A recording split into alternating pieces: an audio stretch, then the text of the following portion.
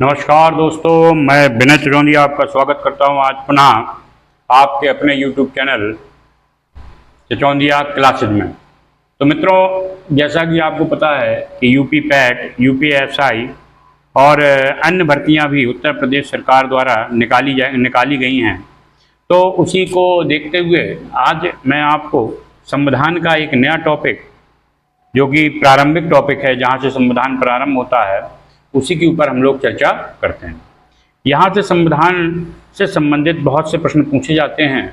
तो आज हम लोग पढ़ेंगे संविधान सभा। अगर आप लोग नए हो तो चैनल को सब्सक्राइब अवश्य करें, लाइक करें, दोस्तों के साथ शेयर अवश्य करें। तो देखिए, आज का जो टॉपिक है उसका नाम है संविधान सभा। तो इसके एक एक प्रश्न पूरी बारीकी से देखेंगे, जो जो परीक्षाओं में अभी तक आए हैं या आ सकते हैं।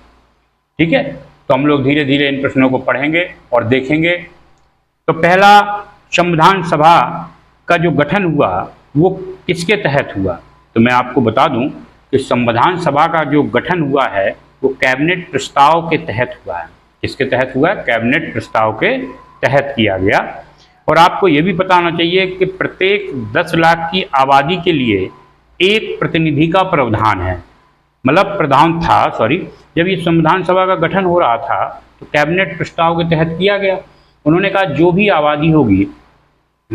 आबादी होगी उसमें 10 लाख आबादी के लिए एक प्रतिनिधि चयनित होगा।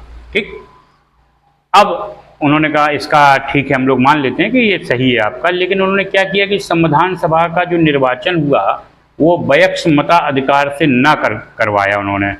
तो ये जो है वयस्क मताधिकार से इसका चयन नहीं हुआ, तो भैया इसको संपूर्ण प्रभुत्व संपन्न संस्था नहीं माना गया, क्योंकि जिसका चयन वयस्क मताधिकार से नहीं होता है उसको संपूर्ण चयन संस्था नहीं माना जाता। ठीक, फिर इन्होंने कहा कि संविधान सभा में कुल कितने प्रतिनिधि चुने गए? तो मैं आपको बता दूं कि संविधान सभा में कुल प्रतिनिधि ब्रिटिश प्रांतों से चुने गए 296 और देसी रियासतों से चुने गए आपके टोटल प्रतिनिधि कितने?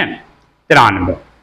यानी ब्रिटिश प्रांतों से 296 चुने गए। इन 296 प्रतिनिधियों में से आपको बता दूं, ब्रिटिश भारत से, किससे? ब्रिटिश भारत से चुने गए आपके प्रतिनिधि 292। ब्रिटिश भारत से कितने चुने गए? 292। और कमिश्नरी क्षेत्रों से चुने गए 4। तो ये दोनों मिलाकर हो गए 296। ठीक, तो ब्रिटिश प्रांतों से चुने गए 296 और देशी रियासतों से चुने गए आपके 93। ठीक, तो आपको ये भी पता होगा कि जो संविधान बनकर तैयार हुआ था, उस संविधान के मूल मसौदे पर, जो मूल मसौदा था उस पर 24 जनवरी 1950 को हस्ताक्षर किए गए थे। ये तो फाइनल लाइन मैंने आपको बता दी है। लेकिन आपको ये भी पता होना चाहिए कि संविधान सभा की 3 बैठकें हुई। कितनी बैठकें हुई? 3 बैठकें। कौन कौन सी? पहली 2 बैठकें बड़ी महत्वपूर्ण थी।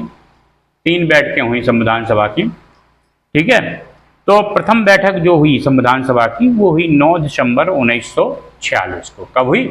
9 दिसंबर 1946 को। अध्यक्ष थे डॉक्टर सच्चिदानंद सिन्हा।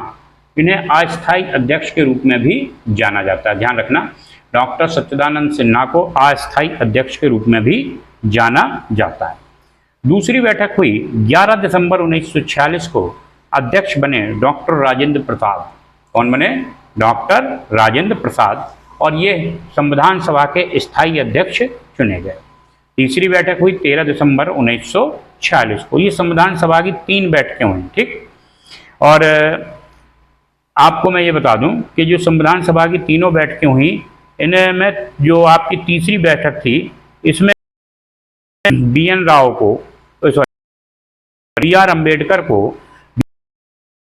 पश्चिम निर्वाचित किया गया था आगे चुके सभा में।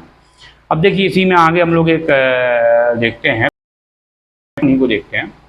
अगला प्रश्न है कि संविधान सभा के संवैधानिक सलाहकार डॉक्टर BN राव थे।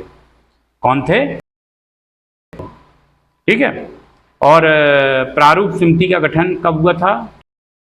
तो का गठन 29 अगस्त 1900 था। इसमें कितने सदस्य थे? तो आपसे कहा जाएगा इसमें 7 सदस्य थे और इसके जो अध्यक्ष थे वो थे डॉक्टर भीमराव अंबेडकर।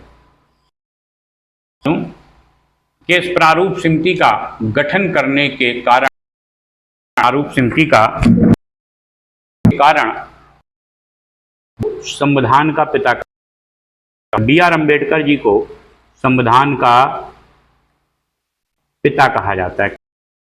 संविधान का पिता किसे कहा जाता है? तो डॉक्टर अंबेडकर को, डॉक्टर अंबेडकर को। ठीक है, तो संविधान गया क्योंकि इन्होंने प्रारूप समिति का गठन किया, संविधान का पिता कहा। अब आप समिति में कांग्रेस का एकमात्र सदस्य था। प्रारूप समिति में कांग्रेस का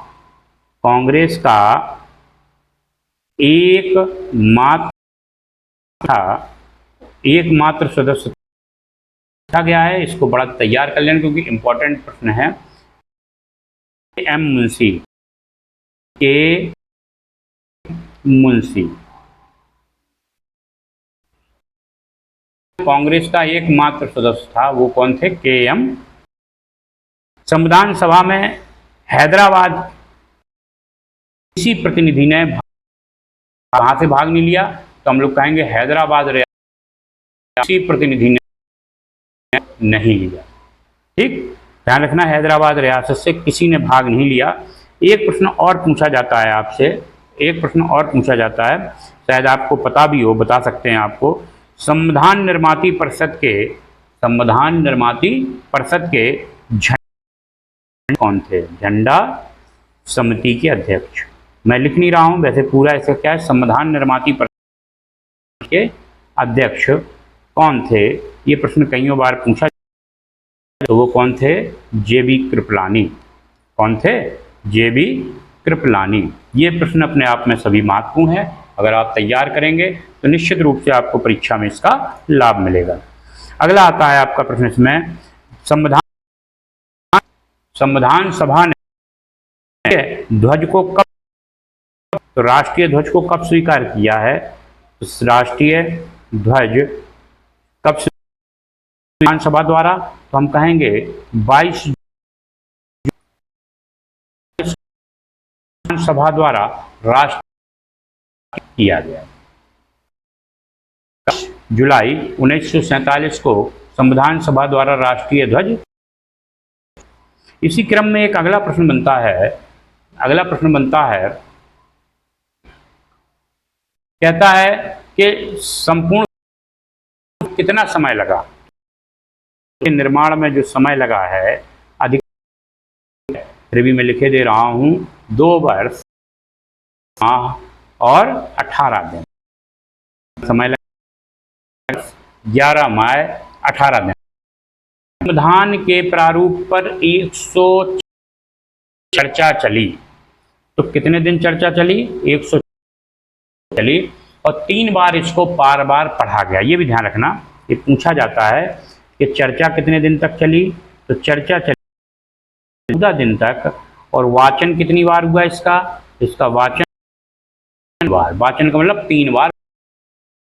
ठीक, 14 दिन तक लगातार इस पर चर्चा चली। और आपको ये भी पता होना चाहिए कि हमारे भारत के प्रथम राष्ट्रपति कौन थे? डॉक्टर राजेंद्र प्रसाद थे। और डॉक्टर राजेंद्र प्रसाद को राष्ट्रपति कब बनाया गया था? तो आपको पता होना चाहिए 24 जनवरी 1950 को डॉक्टर राष्ट्रपति बनाया गया था। डॉक्टर राजेंद्र प्रसाद प्रथम राष्ट्रपति बने थे। कब बने थे? 24 जनवरी 1950 को। क्लियर होता जा रहा है, बिल्कुल सरल भाषा में और सिंपल भाषा में कर रहा हूं जिससे आपको। भारतीय संविधान विश्व का बड़ा संविधान है, ये भी पक्की बात है, विश्व का सबसे बड़ा और विस्तृत, जिसमें प्रारंभ में 22 भाग, अनुच्छेद प्रारंभ यानी जब बना था, इस चीज का विशेष ध्यान रखना, मैंने पहले ही बोल दिया, 22 भाग, 395 अनुच्छेद, व 8 अनुसूचियां थीं प्रारंभ में। वर्तमान में इस संविधान में 26 भाग, 446 अनुच्छेद व 12 अनुसूचियां हैं। भारतीय, देखिए इसको, संविधान को विशालता के कारण वकीलों का स्वर्ग भी कहा जाता है। क्या कहा जाता है? वकीलों का स्वर्ग। संविधान क्या कहा जाता है? वकील स्वर्ग। देखिए क्यों कहा जाता है वकीलों का स्वर्ग? क्योंकि संविधान जो है बहुत ही अपनी विशालता के कारण इसको वकीलों का स्वर्ग कहा जाता है। विशालता के कारण, मतलब ये इतना बड़ा है कि इसके आधार पर किसी भी केस को इधर उधर घुमा सकते हैं, इसलिए इसको वकीलों का स्वर्ग भी कहा जाता है।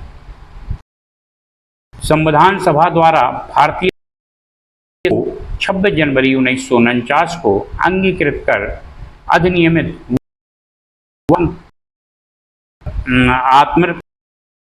मतलब इसको दिया गया। कब?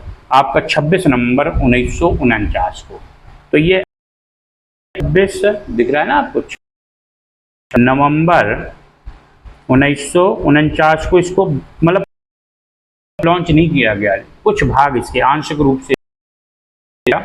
तो जिसको हम लोग विधि दिवस के रूप में मनाने लगे, किस रूप में मनाने लगे?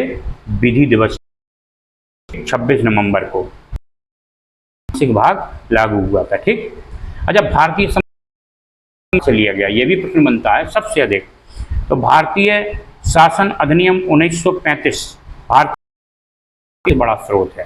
तो यहां पर लिखते हैं हम लोग, भारतीय संविधान का सबसे स्रोत क्या है? बताइए, सबसे बड़ा स्रोत। तो हम लोग कहेंगे सबसे बड़ा स्रोत है भारत शासन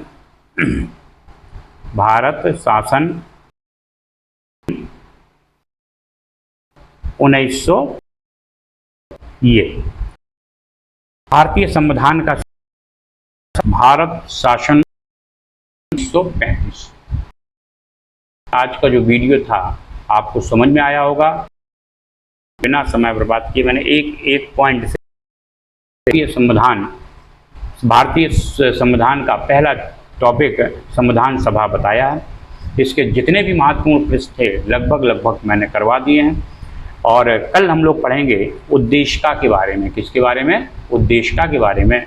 तो आज के लिए धन्यवाद। जय श्री राम। वीडियो पसंद आया हो तो अवश्य लाइक करें और दोस्तों के साथ शेयर अवश्य करें। धन्यवाद।